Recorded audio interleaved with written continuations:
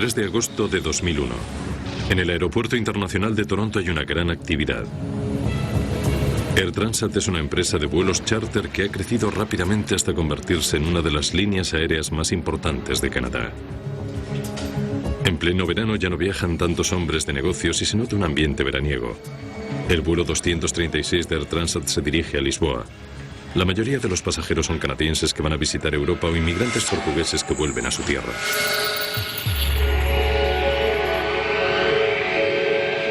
A los mandos del avión, un Airbus A330 bimotor, se encuentran el copiloto Dirk de Jager y un capitán con mucha experiencia, Robert Pichet. El capitán Robert Pichet se sale del perfil normal, porque hay que tener en cuenta que el capitán Pichet aprendió a volar en el norte, en las provincias de Quebec, donde de vez en cuando tienen que volar en condiciones muy extremas.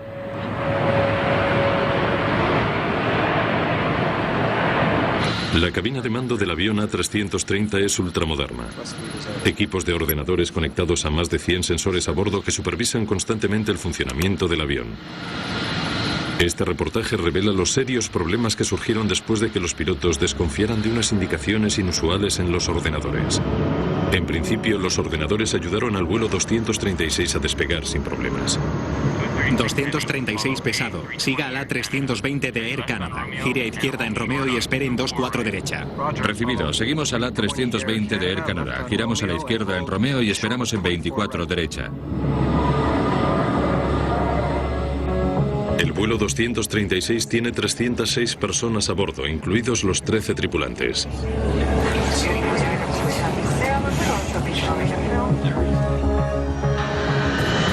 Transat 236, pista libre para el despegue. 240 en 8, pista libre para despegar. 24 derecha, Transat 236 pesado. A las 8:10, el Airbus A330 cargado con más de 47 toneladas de combustible sale de Toronto rumbo a Lisboa. V1. Giramos.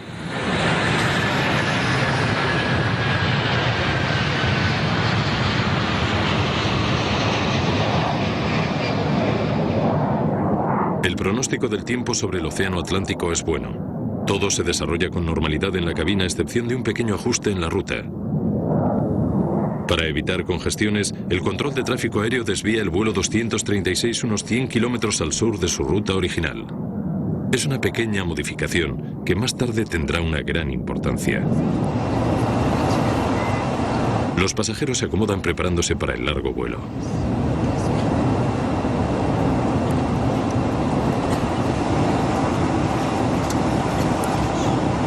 Todo parecía ir con normalidad. Yo había viajado anteriormente con Air Transat y no me quedé muy contenta. Por eso estaba sorprendida de la calidad del vuelo, que fuera puntual. El avión era más moderno y en general pensamos que era mucho mejor de lo que esperábamos. Estamos llegando a nuestro siguiente punto de control. Cada 30 minutos sobre el Atlántico, los pilotos cotejan su posición y el consumo de combustible con respecto al plan de vuelo. 11,2 toneladas a la derecha y 11,2 toneladas a la izquierda. A pesar de los sistemas computerizados, algunos procedimientos, como la comprobación de combustible a bordo, deben seguir realizándose de forma manual. Los pilotos pueden averiguar el consumo de combustible comparando la cantidad de combustible en los depósitos con la que tenían cuando despegaron. Completada la comprobación. El nivel de combustible es normal. De acuerdo. Durante las primeras 5 horas, nada se sale de lo normal. Para lo que va a ocurrir a partir de ahora, tanto la tripulación del avión como Air Transat y los investigadores del accidente han rehusado ser entrevistados. Este reportaje utiliza los hechos que se conocen sobre los procedimientos estándar de emergencia en vuelo y la opinión de expertos para reconstruir lo que ocurrió en el vuelo 236. Mira, nos ha aparecido una alerta. Temperatura del aceite baja y presión del aceite alta en el número 2. Con esta alarma empiezan los problemas. La presión del aceite en el número 1 está dentro de los límites normales. En el número 2 está ligeramente alta. La pantalla del ordenador indica que la temperatura del aceite en el motor número 2 es baja, pero que la presión del aceite es alta. Una indicación muy extraña. Los pilotos se hallan desconcertados. No veo nada aquí. Miraré en el manual. El aviso de temperatura del aceite baja suele ser indicativo de un problema de sensores o de lecturas. Normalmente la temperatura del aceite no baja, sino que sube. Y una temperatura baja en el aceite no debe preocupar a nadie. Luego, el aviso de presión de aceite alta es muy extraño. De hecho, nunca había oído algo parecido, pero normalmente tiene que ser debido a que han entrado en contacto el aceite con el combustible. Todo esto no aparece explicado en los manuales. Llama a la compañía. Los pilotos se ponen en contacto con el equipo de mantenimiento de Air Transat en Montreal. Transat 236 a centro Mirabel. Mirabel Transat 236. Hola. Hola, tenemos un pequeño problema. En el monitor central nos aparece el aviso de temperatura del aceite baja y presión del aceite alta en el motor número 2. Y no hemos visto nada en los manuales. ¿Nos puedes ayudar? Estoy mirando el manual. El personal de tierra no dispone de soluciones inmediatas. Los pilotos tendrán que arreglárselas como puedan. Pueden darles algún consejo sobre algún problema para que prueben por si acaso resulta. Pero en definitiva, sabes que los pilotos se tienen que valer por sí mismos allí arriba. Pueden recibir consejos de alguien que está a 4.000 kilómetros, pero no les pueden arreglar las averías. Les sugiero que sigan atentos a los niveles de aceite, a ver qué ocurre. Como los avisos sobre el estado del aceite resultan tan raros, los pilotos creen que puede tratarse de un error del ordenador. Los pilotos siguen atentos a los niveles del aceite. El vuelo 236 de Air Transat sigue su rumbo.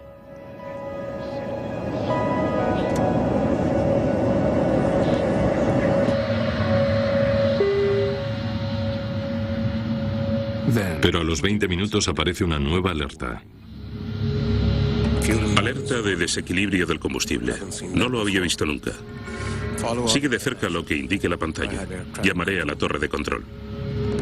En el Airbus 330 la mayor parte del combustible se halla en los grandes depósitos de las alas. El ordenador acaba de detectar que el nivel del combustible en la derecha es notablemente inferior al de la izquierda. Los pilotos consultan al manual de vuelo de Airbus, que recomienda transferir el combustible por una válvula bidireccional especial que permite que fluya de un depósito al otro.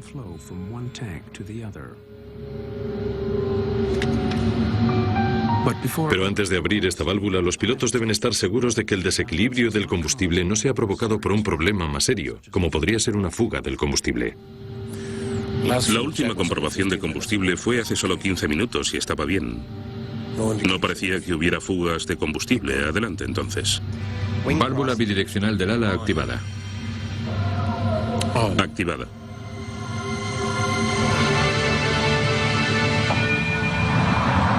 Una vez que has iniciado el procedimiento de traspaso del combustible para corregir su desequilibrio, todo debe volver a la normalidad rápidamente.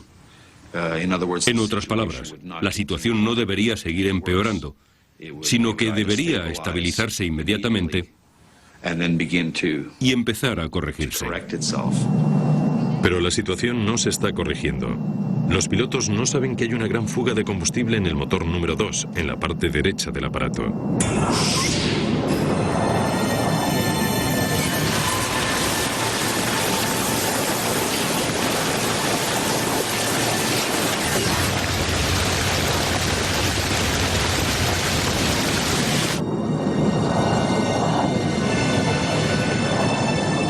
El vuelo 236 se encuentra en pleno océano Atlántico. A unos 11.900 metros de altura sobre el océano Atlántico, a 300 kilómetros de la costa, el vuelo 236 de Air Transat se encuentra en problemas. Los pilotos no saben que el motor derecho tiene una fuga de combustible. El sistema central del avión ha emitido una serie de alarmas, pero los pilotos creen que se trata de algún error del ordenador. ¿Habías visto alguna vez algo parecido? No. Nunca. No tiene ningún sentido. Sí, aunque hubiera una fuga, eso no explica las alarmas en el sistema del aceite. Todo iba perfectamente en la última comprobación del combustible en 30 Oeste. Seguro que es un problema del ordenador. La forma en que están diseñados los sistemas del Airbus dificulta enterarse de que hay fugas de combustible. Los sistemas supervisan cientos y cientos de sensores y les pueden afectar cosas tan triviales de hielo o escarcha, que puede provocar que se presenten datos erróneos. Los pilotos no saben que hay una fuga porque no hay alarmas que indiquen que el nivel de combustible esté saliendo del depósito a mayor rapidez con la que se quema en el motor. Los depósitos de combustible del ala derecha no están aumentando. Compruebe la reserva del combustible. Es muy baja, espera un momento. Cuando el copiloto de Jagger hace los cálculos, descubre que hay un grave problema. Hay mucho menos del que debíamos tener. Parece como si hubiera una fuga. Compruébalo de nuevo. De Jagger ve que hay una gran diferencia. Según todos los indicadores, todos los depósitos de la derecha están muy por debajo del nivel al que deberían estar según el plan de vuelo. Y los demás no tienen casi nada. ¿Y qué hay del depósito de cola? Allí tampoco hay nada.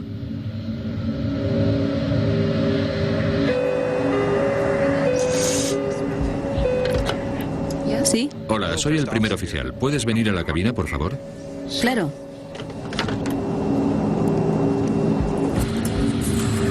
Aunque el capitán Pichet sigue creyendo que hay algún problema con el ordenador, decide que se haga una inspección visual para comprobar si existe alguna fuga de combustible.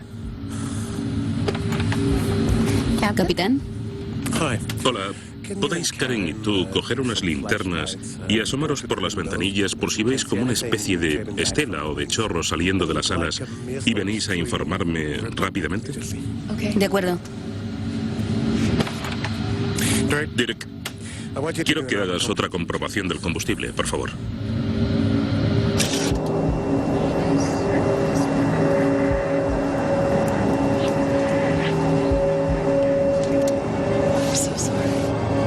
A la luz del día, el combustible saliéndose a chorros por el ala habría sido visible claramente. Pero en una noche cerrada, incluso con una linterna, resulta imposible ver la fuga de combustible del motor.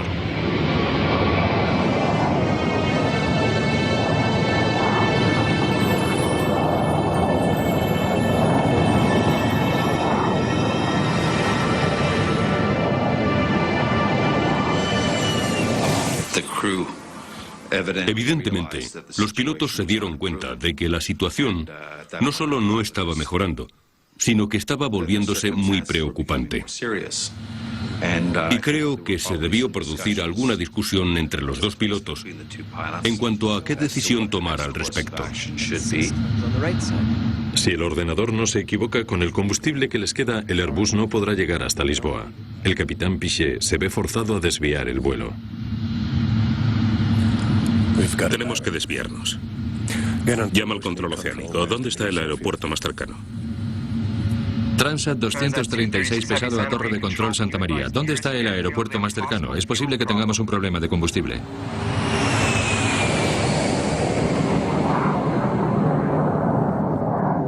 La pista de aterrizaje más cercana está a más de 300 kilómetros, pero con lo que queda de combustible deberían ser capaces de llegar a la base militar de Lajes en la diminuta isla Terceira de las Azores. Aquí Santa María, Transat 236 pesado. Prosiga en 230, nivel de vuelo 119 directo, a 560 kilómetros del destino. ¿Declaran situación de emergencia? Santa María, manténgase a la escucha. Todavía no. Tiene que ser el ordenador. Transat 236 a Santa María. Todavía no requerimos asistencia.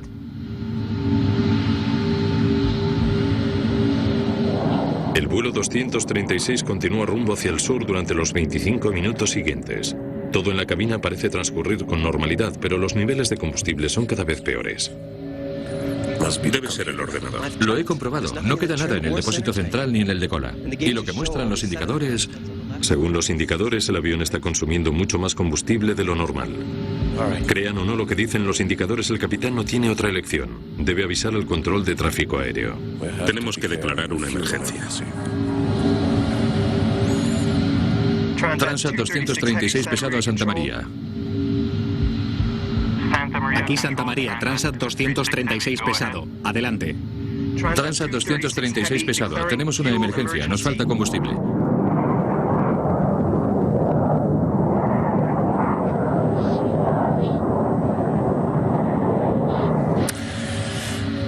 Espero que sea un error del ordenador, porque si aterrizamos en las Azores con el avión todavía medio cargado de combustible, nos van a crucificar.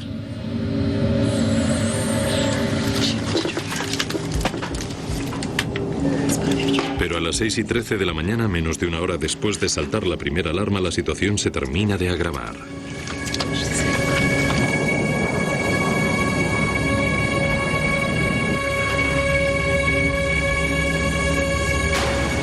El motor derecho se queda sin combustible y se apaga. Estamos perdiendo el motor número 2. No me lo puedo creer. Vale, máxima potencia en el número 1. ¿Qué pasa? ¿Qué está pasando? Las luces empezaron a parpadear, lo cual me pareció que era una situación muy extraña. Con un motor, el Airbus no puede seguir volando a 11.900 metros. Deben descender rápidamente. Intenta transferir combustible del depósito central y del de cola. Transfiriendo. El indicador señala 0. No puede ser. No podemos habernos quedado sin una gota en todo el maldito avión. De acuerdo. No podemos seguir a 11.900 metros con un solo motor. Descenderemos hasta 9.700 metros para controlar nuestra velocidad. 236 a Torre de Layes. Hemos perdido un motor, fallo repentino. Entendido, Transat 236. Podemos verles en el radar principal. Se hallan a 250 kilómetros del aeropuerto de Layes. Estamos a 250 kilómetros del aeropuerto de Layes.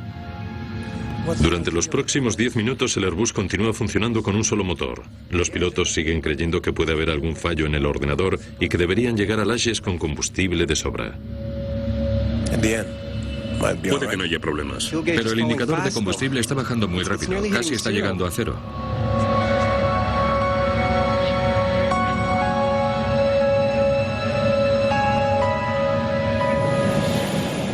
A los 13 minutos después de que se apagara el motor derecho, el motor izquierdo empieza a fallar también a 157 kilómetros del destino.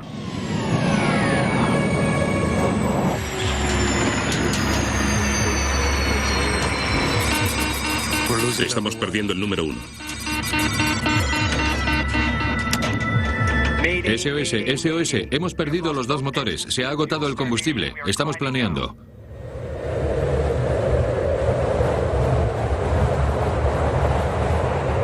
Uno de los aviones más sofisticados de la era moderna, con 306 personas a bordo, se convierte en un planeador gigante cayendo poco a poco hacia el océano.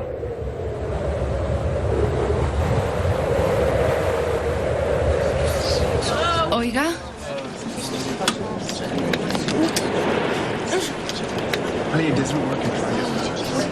Perdonen, ¿puede venir alguien? Oiga. Se podía oír el ruido que hace un alfiler al caer. No había ningún sonido en el avión, ni en la cabina ni en el exterior.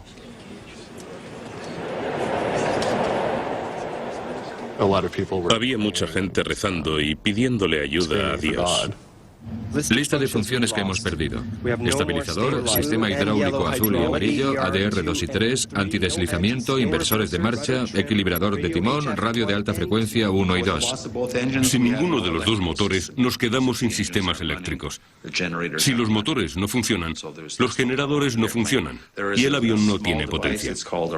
Hay un pequeño aparato, una turbina de aire, que se despliega por debajo del fuselaje, cerca de la estructura aerodinámica del ala, y es una especie de hélice que se mueve con el viento y que proporciona energía muy reducida para poder utilizar los sistemas hidráulicos del avión.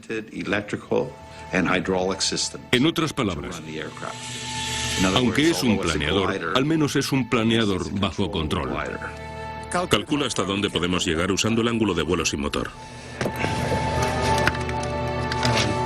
Nos encontramos a 9.100 metros con una velocidad de descenso de 600 metros por minuto. Podremos aguantar unos 14 o 15 minutos. No quiero morir en mi luna de miel. Estaba intentando tranquilizarla, diciéndole que todo iba a salir bien. Es muy difícil mantener la calma cuando estás pensando en que puedes morirte.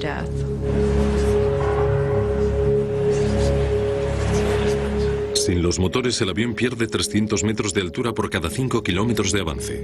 Pueden llegar a las Azores, pero si los pilotos cometen algún error, se verán forzados a amerizar sobre el agua. Tenemos que hacer un amerizaje.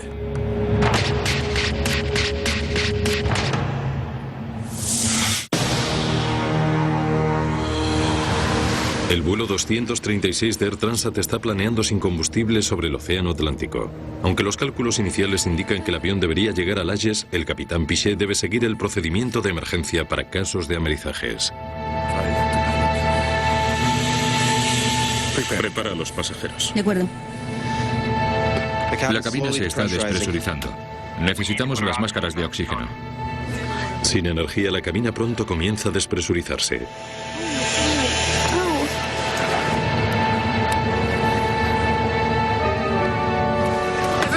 Por favor, todos presten atención. Estamos preparándonos para amerizar. Tienen que ponerse los chalecos salvavidas ahora mismo. En cuestión de, diría, 2 minutos, empezaron a salir las azafatas corriendo por los pasillos con chalecos salvavidas. Ese era un claro motivo de alarma. La primera pregunta que me vino a la cabeza fue, ¿qué está ocurriendo?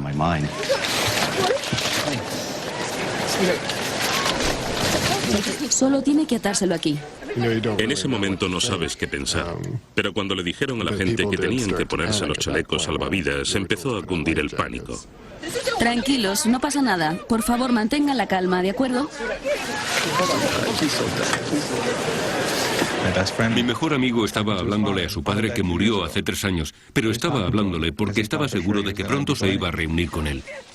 Aterrizar un avión de pasajeros tan grande sobre el agua representa serios peligros. Si el Airbus 330 tiene que forzar el amerizaje, las posibilidades de sobrevivir serán escasas. En mi opinión, no creo que estos aviones sean muy buenas embarcaciones. Normalmente, lo que pasa con un avión de cola baja como este es que lo primero que choca en el agua es la cola. Y lo más probable es que se abra de cuajo y se parta también el fuselaje por ese lugar. En 1996, un Boeing 767 se quedó sin combustible cerca de la costa oriental de África.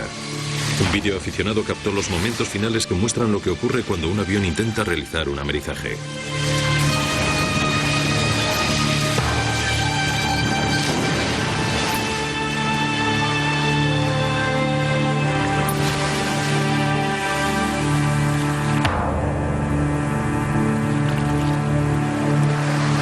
De las 175 personas a bordo del avión etíope, solo sobrevivieron 50.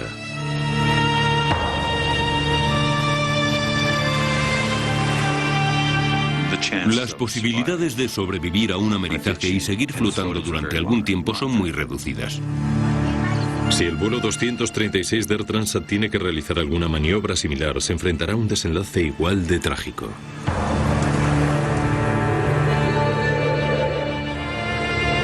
A los pilotos les restan más de 100 kilómetros para alcanzar las Azores y van a tener que seguir pilotando el avión sin motor, planeando durante más de 15 minutos hasta llegar a las Azores.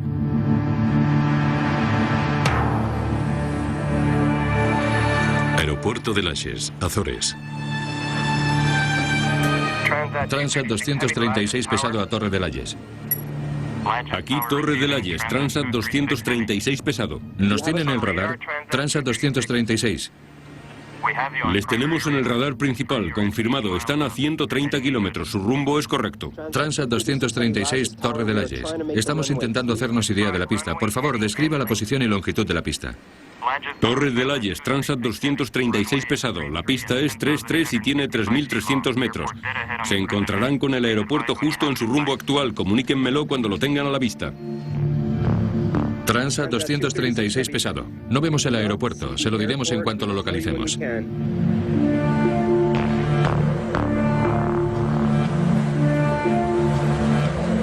Según pasan los minutos, la larga espera de los pasajeros se convierte en una agonía.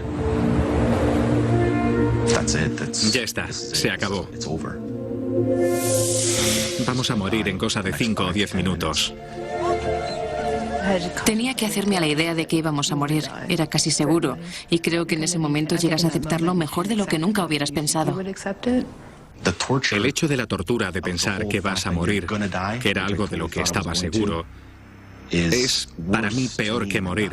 Si tengo que morir, que me maten ya. Que cojan una pistola y me maten, o que dejen caer en picado el avión sobre el océano y podamos morir todos al instante.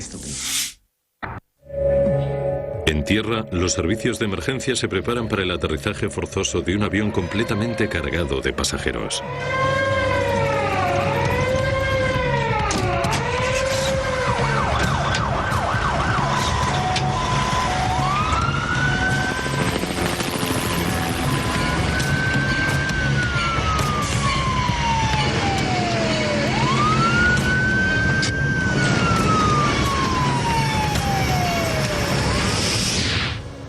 Faltan 20 kilómetros y los pilotos se preparan ahora para la parte más peligrosa de la operación, aterrizar el avión en la pista en una sola pieza. Transat 236 pesado a Layes. ¿Tienen nuestra distancia y condiciones meteorológicas? Entendido, 236 pesado. Están a 13 kilómetros según el radar principal. Velocidad en el aire 520 kilómetros hora. Visibilidad ilimitada. Deberían tener el aeropuerto a la vista. Negativo, Torre de Layes. De momento no vemos la pista de aterrizaje.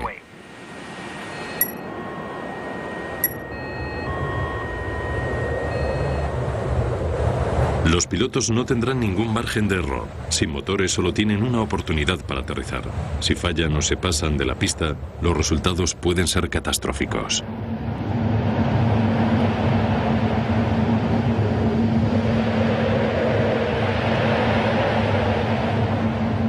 Ya lo tengo, justo a la derecha.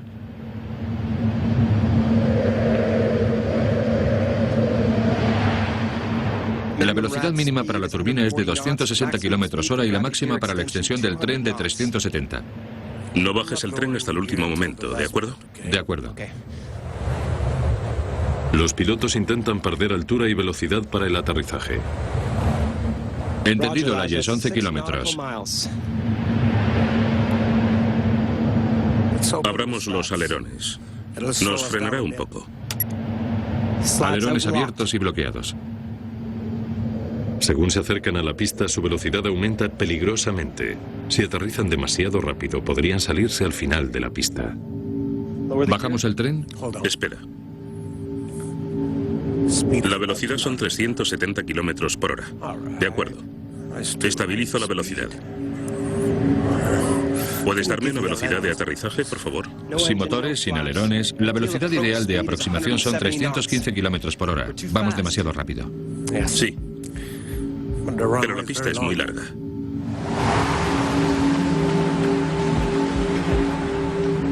El capitán Piché realiza una serie de virajes bruscos para frenar el avión antes del aterrizaje.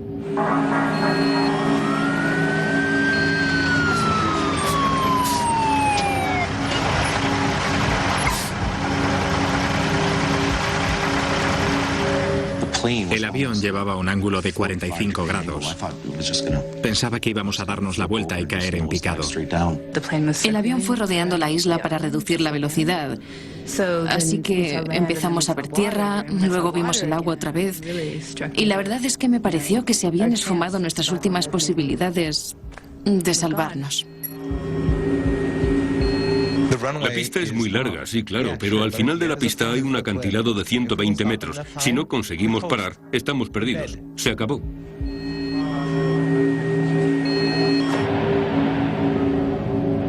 Los pilotos dirigen el gigantesco Airbus hacia su aproximación final.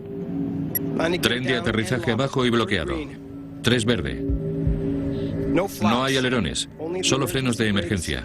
No hay 1200 metros, 360 kilómetros hora.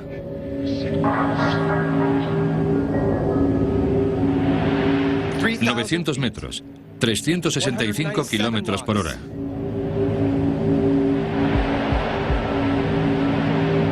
...600 metros, 370 kilómetros por hora. Avisa a la cabina.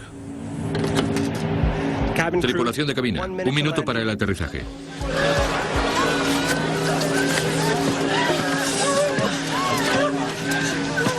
Agárrate. Velocidad vertical 900 metros por minuto. Vamos demasiado rápido. La velocidad sigue aumentando. Ahora 375 kilómetros por hora. Vamos muy rápido. 300 metros, 372 kilómetros por hora. Voy a intentar levantar el morro. Vamos a llegar pronto. Pero aunque los pilotos consigan aterrizar en la pista, se enfrentarán a otro problema. Sin los motores, el sistema normal para frenar se encuentra seriamente debilitado.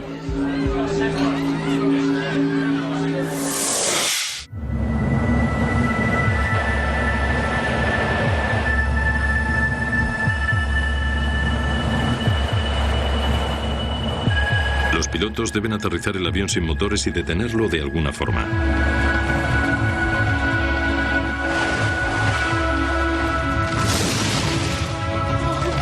Todo el mundo preparado para el aterrizaje.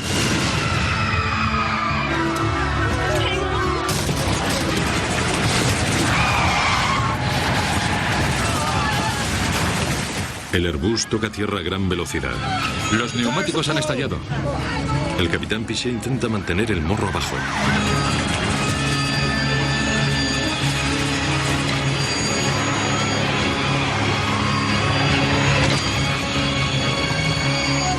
¡Dios mío!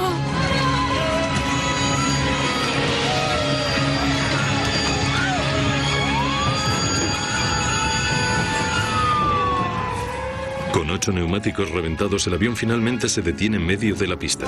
Estamos a salvo, lo hemos conseguido. Lo hemos conseguido.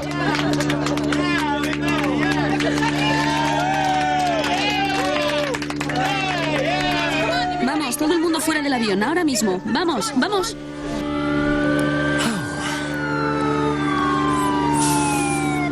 Te dije que lo conseguiríamos.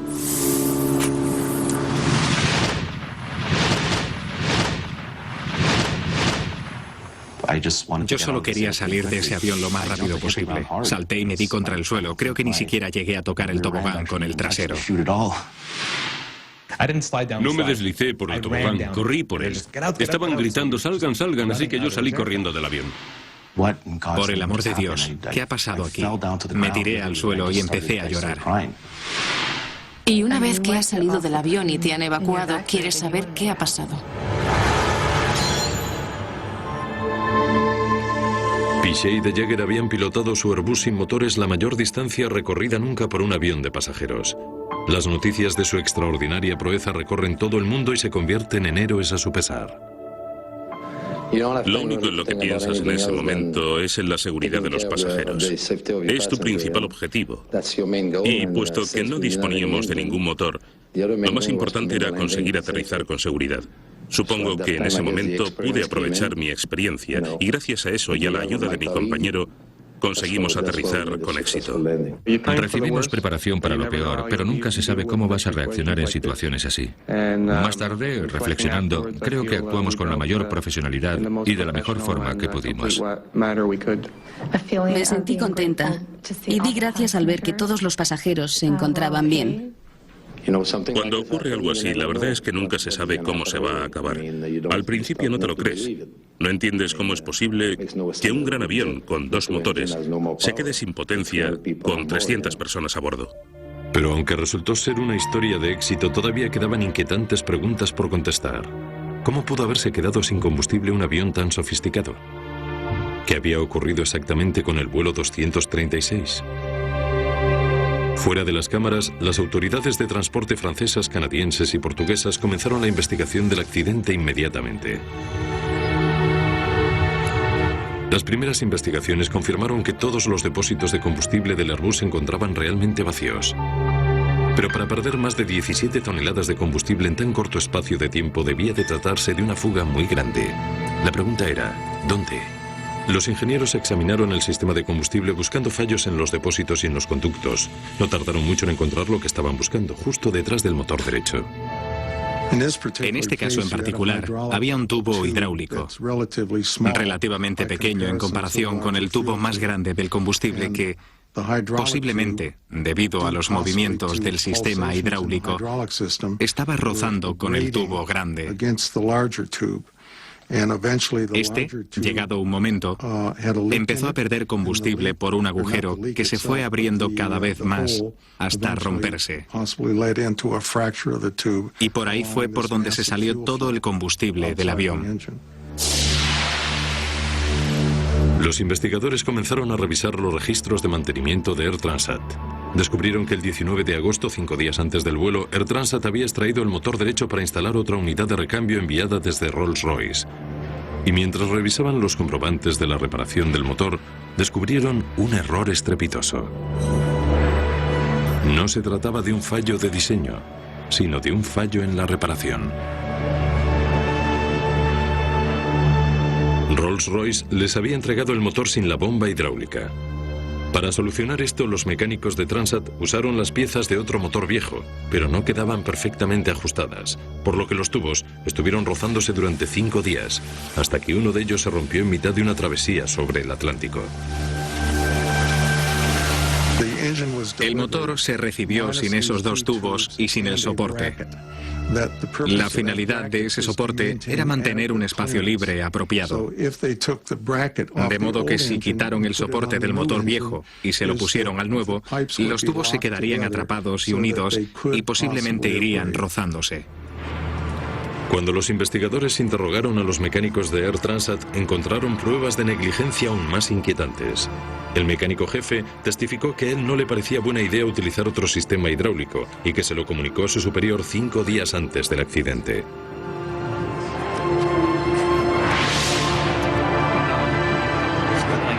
La compañía decidió que el avión debía ponerse de nuevo en servicio y que no podía esperar a que llegaran las piezas que faltaban. Debían proceder con las piezas disponibles.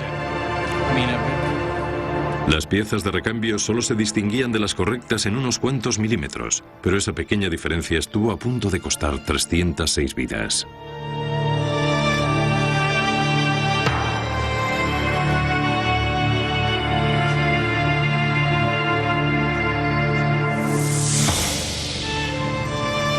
Unos pocos días después del accidente, Air Transat aceptó públicamente la responsabilidad de la reparación defectuosa. Hay que tener en cuenta que se produjo un pequeño error al cambiar la bomba. Cuando la instalamos, había unos tubos, por decirlo de alguna forma, que iban conectados a la bomba y que no eran los estrictamente correctos. La consecuencia inmediata para Air Transat en este caso fue que tuvieron que pagar una multa de $250,000 de euros, que era la más alta que se ha pagado en Canadá, por un error que podría haberse evitado. ¿Cómo es posible que alguien que se supone que está preparado para hacer su trabajo puede conectar algo que no corresponde a un motor y poner en riesgo 300 vidas? Eso es algo que me supera. Este incidente es un aviso muy importante de que las normas y la seguridad son primordiales y que si no se respetan se perderán vidas humanas.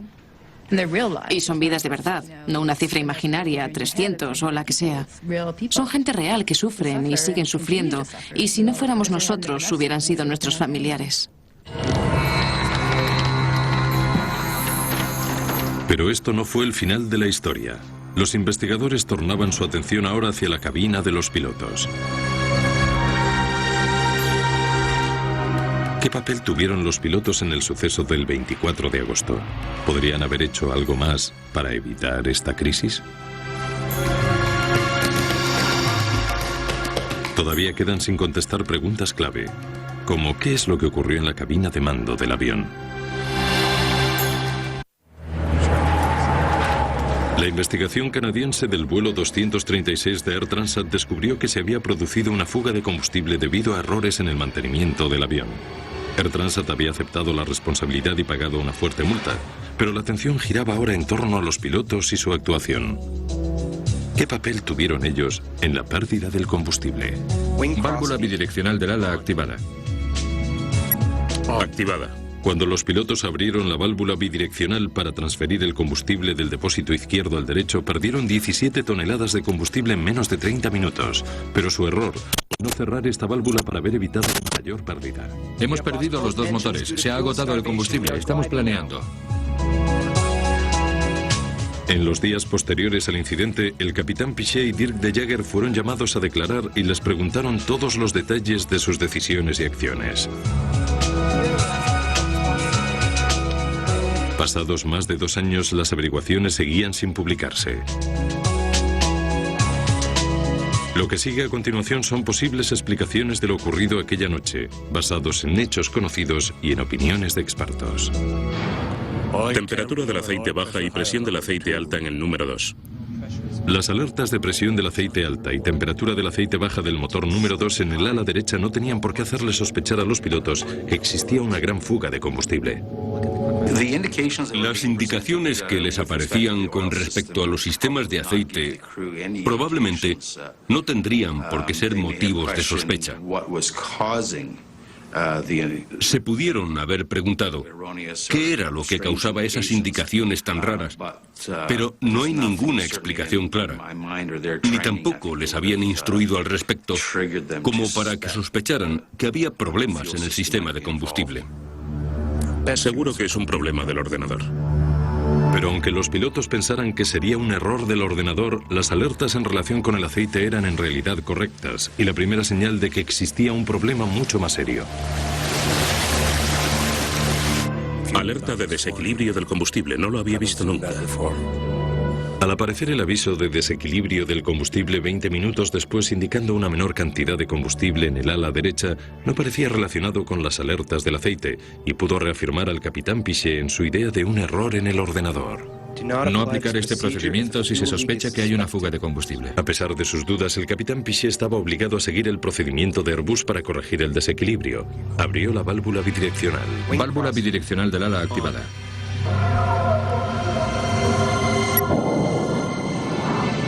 ¿Pero bastaba conseguir ese procedimiento?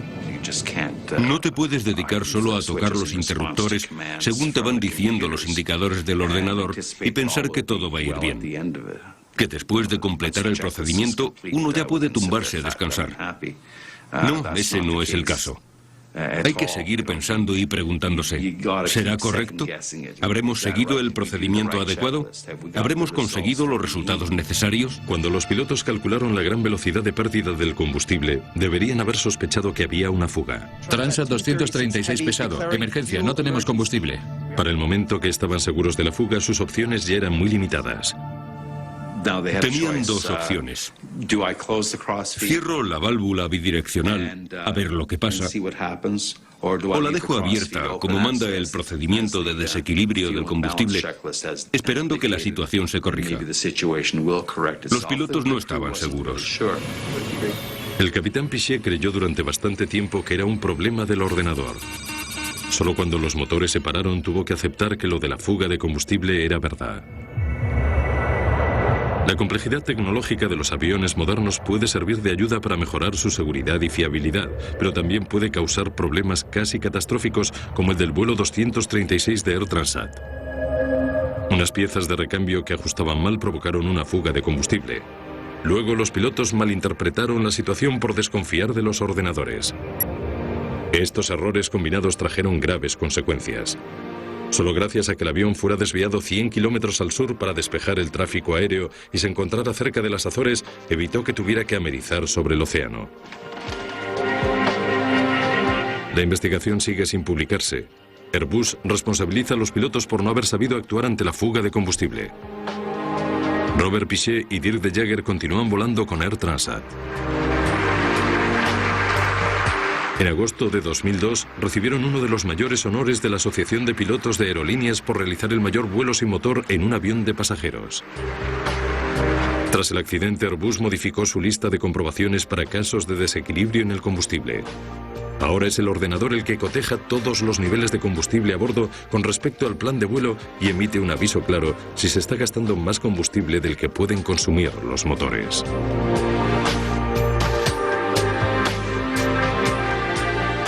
Rolls-Royce ha cambiado sus manuales de servicio para alertar a sus clientes de la incompatibilidad de dos piezas casi similares.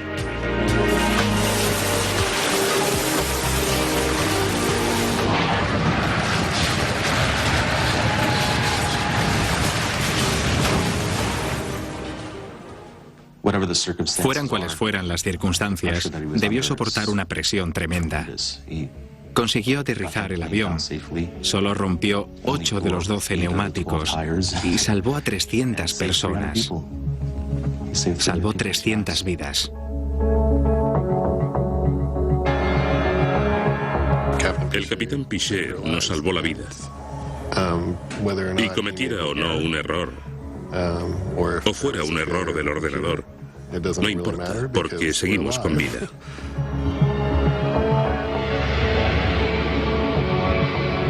¿Que si creo que es un héroe? No. ¿Que creo que es un enorme piloto? Sí. Gracias a Dios que las islas de las Azores estaban ahí, porque nos salvó la vida. Pero si el tubo del combustible se hubiera roto 2 o 5 minutos antes, habríamos acabado en el agua y probablemente yo no estaría aquí contando esta historia.